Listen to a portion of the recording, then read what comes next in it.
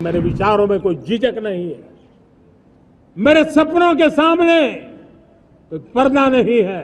मैं 3 गुना काम करूंगा, 3 गुना तेज गति से काम करूंगा, 3 गुना व्यापकता से काम करूंगा। 24/7 फॉर 2047 इस प्रतिबद्धता के साथ आइए मैं देशवासियों का आह्वान करता हूं।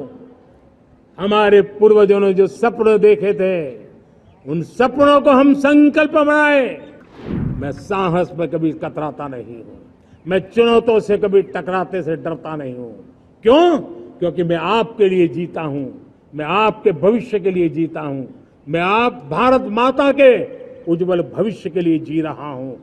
कांग्रेस सांसद और लोकसभा में नेता प्रतिपक्ष राहुल गांधी ने स्वतंत्रता दिवस के मौके पर लाल किले पर आयोजित समारोह में शिरकत की, लेकिन ऐसे में राहुल गांधी के बैठने को लेकर के बवाल सोशल मीडिया पर मच चुका है। दरअसल लोगों का ये सवाल है कि जो नेता प्रतिपक्ष की भूमिका निभा रहे हैं, ऐसे व्यक्ति को क्यों सरकार ने आखिरी पंक्ति पर बैठाई है, क्यों उन्हें वीआईपी ट्रीटमेंट नहीं दिया गया, क्यों उन्हें वीआईपी सीट नहीं दी गई, बल्कि वो आम लोगों के साथ जाकर के सबसे पिछली रो में बैठे हुए नजर आ रहे हैं। अब इसको लेकर के रक्षा मंत्रालय का बयान भी सामने आ गया है। दरअसल आपको बता दें कि रक्षा मंत्रालय ने इस पूरे मामले की सच्चाई बताई और ये कहा कि आखिर राहुल गांधी जो है वो सबसे पिछली पंक्ति में क्यों बैठे, क्यों वो वीआईपी सीट पर नहीं बैठे। दरअसल आपको बता दें, देखने को मिला कि आज देश भर में 78वां स्वतंत्रता दिवस मनाया जा रहा है। ऐसे में आज लाल किले की प्राचीर से प्रधानमंत्री नरेंद्र मोदी ने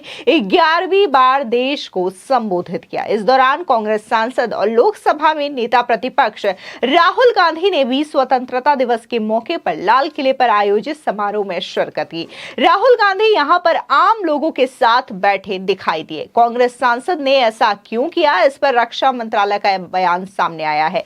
मंत्रालय के मुताबिक राहुल के लिए आगे की सीट रिजर्व की गई थी, लेकिन उन्होंने अपनी मर्जी से लाइन में पीछे बैठने का फैसला किया। हालांकि कांग्रेस सूत्रों का यह कहना है कि राहुल गांधी वहीं बैठे थे जहां उन्हें सीट दी गई। कांग्रेस पार्टी के सूत्रों के मुताबिक राहुल गांधी को 5वीं पंक्ति में 5वीं सीट आवंटित की गई थी।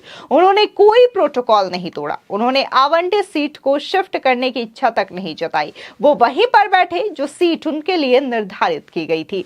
वहीं कांग्रेस अध्यक्ष मल्लिकार्जुन खड़गे को राहुल के बगल वाली सीट आवंटित की गई थी, लेकिन खड़गे समारोह में शामिल नहीं हुए। दरअसल कांग्रेस के राज्यसभा सांसद विवेक तन्खा ने कहा कि रक्षा मंत्रालय इतना खराब व्यवहार क्यों कर रहा है। लोकसभा में नेता प्रतिपक्ष राहुल गांधी को चौथी कतार में बैठाया गया। नेता प्रतिपक्ष का पद किसी भी केंद्रीय मंत्री से बड़ा होता है। लोकसभा में वो प्रधानमंत्री के बाद आते हैं।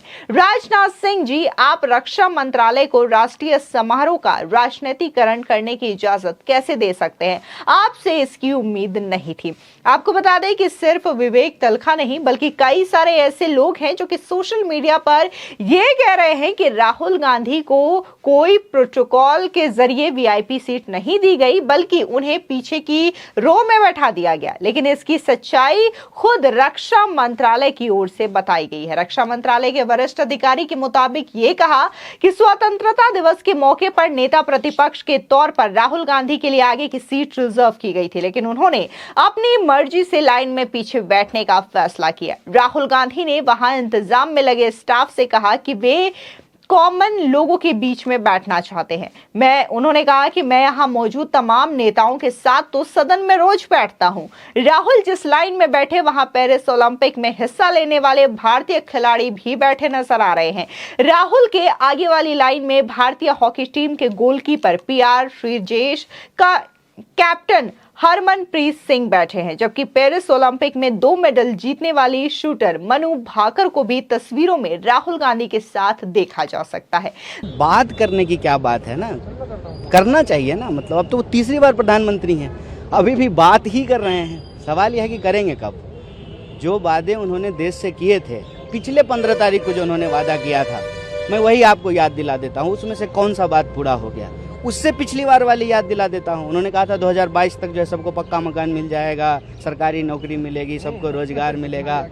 बात तो करते रहते हैं, सवाल ये है कि उनकी बात करने का मनसा ये है, मौका कोई भी हो। आज वक्त था कि 140 करोड़ लोगों को संबोधित कीजिए, स्वतंत्रता आंदोलन के इतिहास को याद कीजिए। आज लोग जो है खुशी से जो है मिल करके उस ऐतिहासिक लड़ाई को याद करें, जश्न मनाएं।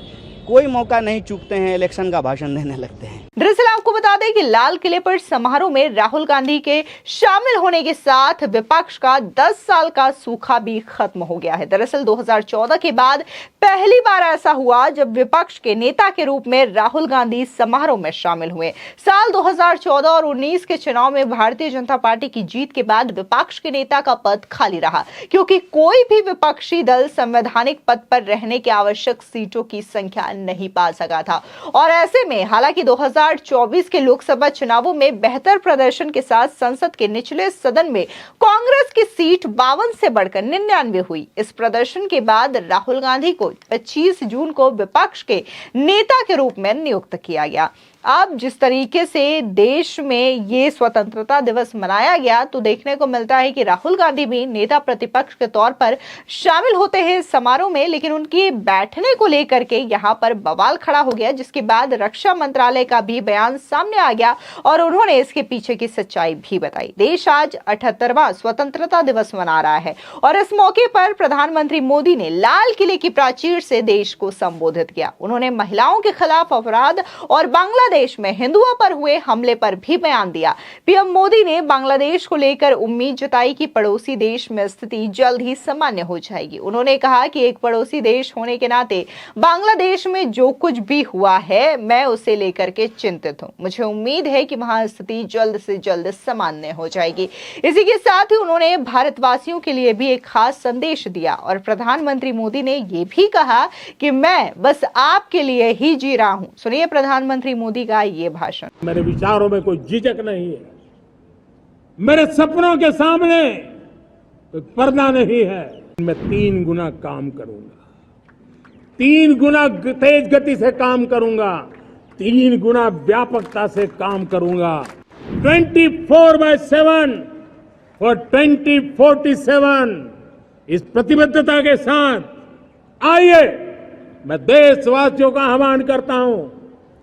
हमारे पूर्वजों ने जो सपने देखे थे उन सपनों को हम संकल्प बनाए। मैं साहस में कभी कतराता नहीं हूं, मैं चुनौतियों से कभी टकराते से डरता नहीं हूं। क्यों? क्योंकि मैं आपके लिए जीता हूं, मैं आपके भविष्य के लिए जीता हूं, मैं आप भारत माता के उज्जवल भविष्य के लिए जी रहा हूं। भारत का स्वर्णिम कालखंड है। 2047 विकसित भारत, ये हमारी प्रतीक्षा कर रहा है।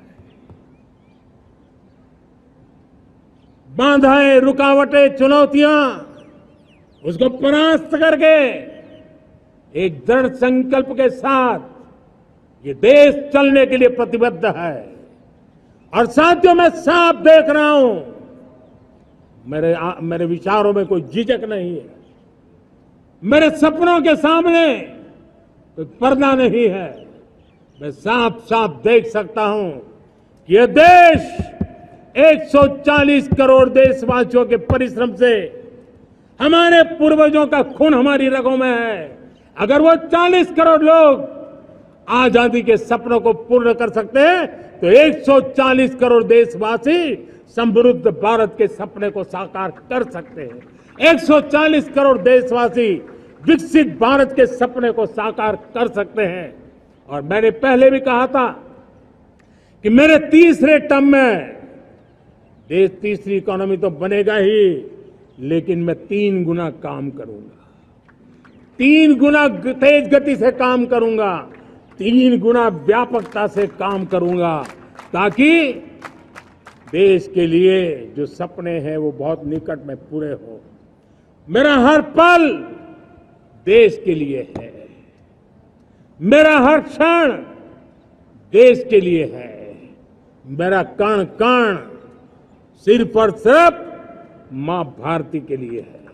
और इसलिए 24/7 और 2047 इस प्रतिबद्धता के साथ आइए मैं देशवासियों का आह्वान करता हूं।